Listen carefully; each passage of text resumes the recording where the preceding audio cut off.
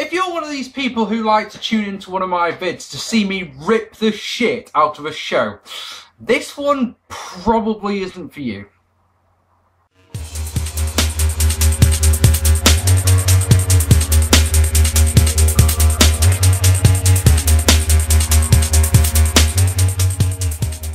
Hello ladies and gentlemen, and welcome to this, another episode of 97th Heaven. Now tonight, we're going to be looking at a show that I absolutely freaking love. I started this series pretty much so that I could review this show. Tonight we're going to be looking at In Your House Canadian Stampede. Ladies and gentlemen, trust me on this one. This one is one fucking hell of a show. Not only is it one hell of a show, yeah, if you look in the description below, the whole show is available on YouTube for you to go and watch when you finish watching this review. If you don't believe me when I'm rating these matches, you can go and watch it yourself and you can come back and you can say, bloody hell, Mark, you were right about that one. Trust me on this one, guys. Before I go on, I'll probably say this at the end of the vid as well, yeah?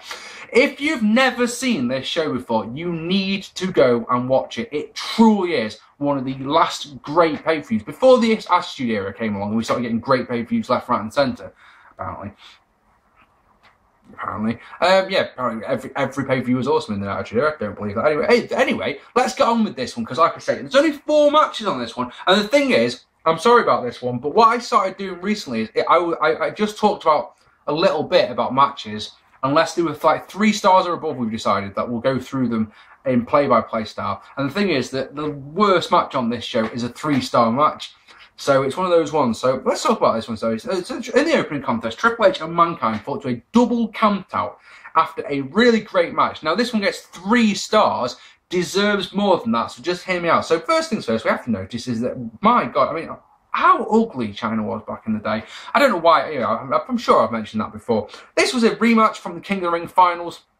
We saw King of the Ring in June. Triple H was the winner. This was a rematch, and this was the second of their 3 matches, I think it was, on pay-per-view, because of course we've got the cage match coming up at SummerSlam. So Mankind starts hard and fast, including a double-arm DDT and a bang-bang elbow off the apron, which of course is never a bad thing to see. He launches Triple H into the outside and then goes up top, but Triple H bails. Mankind then gets a suplex on the ramp, which gets a decent pop, and the thing we have to talk about here is this crowd are absolutely rabid. They love everything. Sunset flipped back into the ring by Triple H is countered into the mandible claw, which China quickly breaks. She power slams Mankind onto the ring steps. Triple H had a few chair shots to the knee for good measure, then chop blocks the knee. That's great psychology there, but it gets better. It gets better. He works the knee for pretty much the rest of the match, over and over and over and over again, then puts on a figure 4 leg lock. Fantastic. Mankind escapes, but Triple H goes for the pedigree. Mankind escapes that, sells the leg, then falls headfirst onto Triple H's bollocks. Nothing wrong with that one. Mankind charges knee first into Triple H's face in the corner, yeah? Sells the leg as he's running and afterwards. You know me in ring psychology and how much I love it. This is fucking brilliant. Absolutely fantastic. Mankind comes back with a power driver for 2. They go outside where Mankind not only sells the leg as he lands on that leg first. You know, he jumps out of the ring, lands on the injured leg first, sells it. Brilliant. So many people could learn from this match. So many of today's wrestlers could go and watch this match back and learn from it. Oh, look, they've not forgotten to sell. Oh, look, they've gone, you know, you see so many times in modern wrestling, if they do a bit of psychology in the match, they do it, and then the guy who's having it done on him seems to just forget all about it. And you're just like, oh, what's the fucking point of it? Triple H gets a chair, hits Mankind on the knee, because why wouldn't he? Then China clotheslines him for good measure. Mandible claw is countered by China, who posts Mankind, bollocks first. No play job, bit disappointing. Mankind and Triple H brought into the crowd where they are both counted out. Now, I understand why they're counted out, you know, set up the cage match for next time. But the thing is, this match was heading towards 4 stars, happily and willingly. But you just can't go there because of that wank finish. But in terms of storytelling and selling, psychology-wise, this match was absolutely first rate. It was fucking brilliant. It really did make me a happy guy. I can't forgive that finish though. I just can't. I understand why. Trust me, I do. But I can't. I just can't. 3.5 stars. I'm going to go with that one.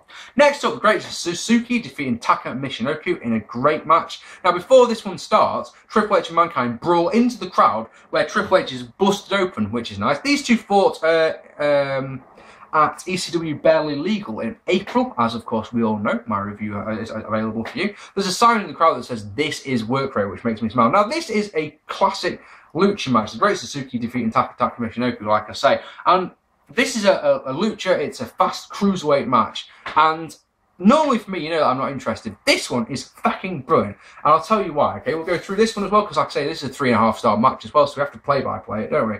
So Taka works the arm for the start, which is unusual in a cruiserweight match, is it not? But Suzuki comes back with a vicious kick and a single leg crab.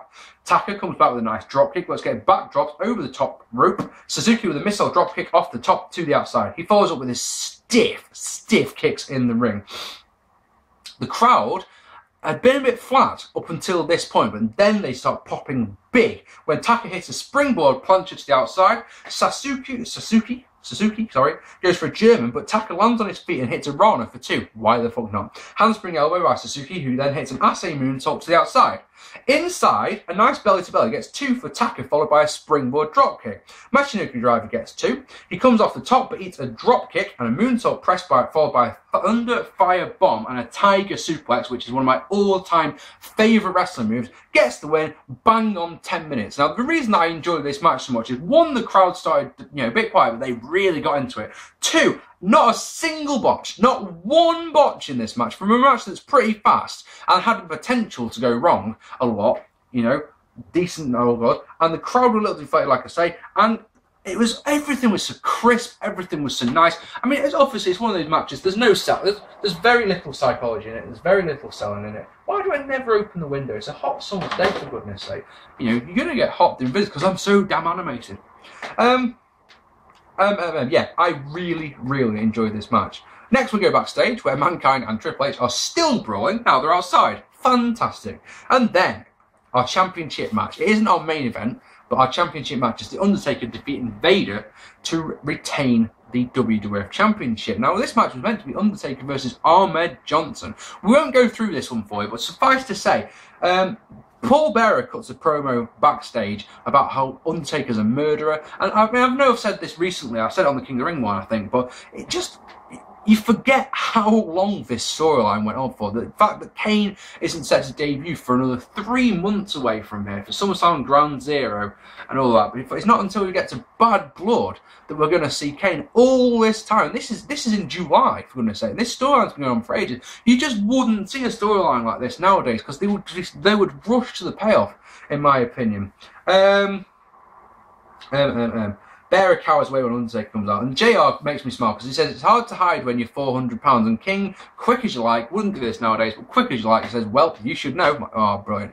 This match is really quite good, because I don't know about you guys, but I would go into a match like this with really low expectations. Vader was at the point here in 1997 where he just like, and, why should I care about this one? Did I just mention that, yeah, this meant to be Taker versus Ahmed Johnson. Like I said, what a match that could have been. What a match we were denied by Ahmed Johnson being injured. Yeah, 12 minutes 37 seconds this one goes. A chokeslam and a tombstone get the win for the Undertaker, and it's a decent match.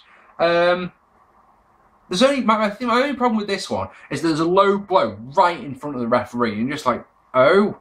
But yeah, 3-star match. Happy days. I would go through it, but I want to talk about the main event instead. Oh, some birds, can't remember who they are, sing Oh Canada. I don't know why in the middle of a pay-per-view. If you're going to do that, do it at the start. But this is why we came. Now, I understand 4 matches on this pay-per-view, so, if you don't want to rate it the full hog, then I understand. But this, ladies and gentlemen, is a straight-up 5-star match. As Bret Hart, Owen Hart, Brian Pillman, British Bulldog, and Jim the Anvil Neidhart defeating Stone Cold Steve Austin, the Legion of Doom, Ken Shamrock, and Goldust in a superb match. Now, I know what you're thinking. If you haven't seen this match, Mark, you're saying that Goldust, Legion of Doom, Shamrock were in a 5-star match? Yes.